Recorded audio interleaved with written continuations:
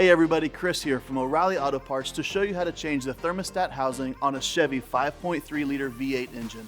Before I get into that, take a second to subscribe to our channel if you haven't already so you don't miss out on any of our new content. Today I'll be changing the thermostat housing and thermostat on this 2003 Chevy Avalanche 1500, but this process will be similar on a lot of Chevy Vortec V8s.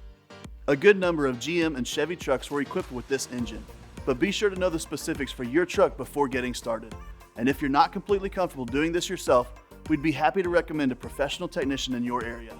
It's important to note that the thermostat is not serviceable separately. The thermostat housing and thermostat must be replaced as an assembly. Start by parking on a level surface, letting the vehicle cool, and disconnecting the negative battery cable. Slowly rotate the surge tank fill cap counterclockwise. Stop rotating and allow the hissing to stop. After all hissing stops, continue turning counterclockwise to remove the cap.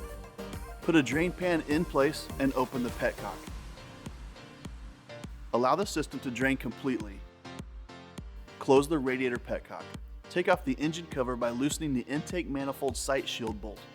Remove the cover from the cover retainer, then remove the cover retainer bolts and the retainer if required.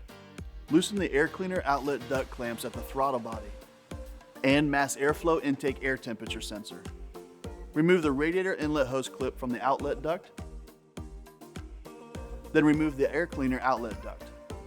Detach the radiator vent inlet hose from the radiator hose clips.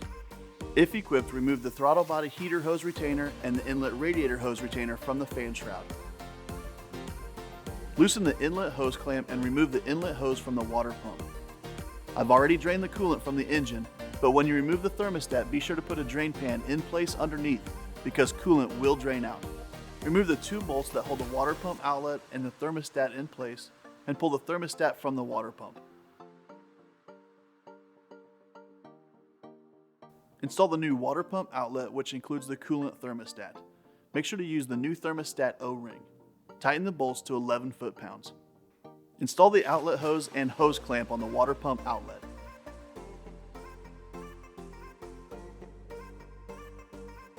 Install the air cleaner outlet duct. Be sure the arrow at the throttle body end of the duct is in alignment with the throttle body attaching stud. Install the radiator inlet hose clips to the outlet duct. Tighten the air cleaner outlet duct clamps at the throttle body and the MAF IAT sensor to 62 inch-pounds. Install the engine cover by putting it in place and securing it with the retainer and bolts if required. Tighten the bolts to 44 inch-pounds. Refill the cooling system and replace the cap. Be sure to follow your vehicle manufacturer's specifications for coolant type, ratio, and fill procedure. Reconnect your negative battery cable.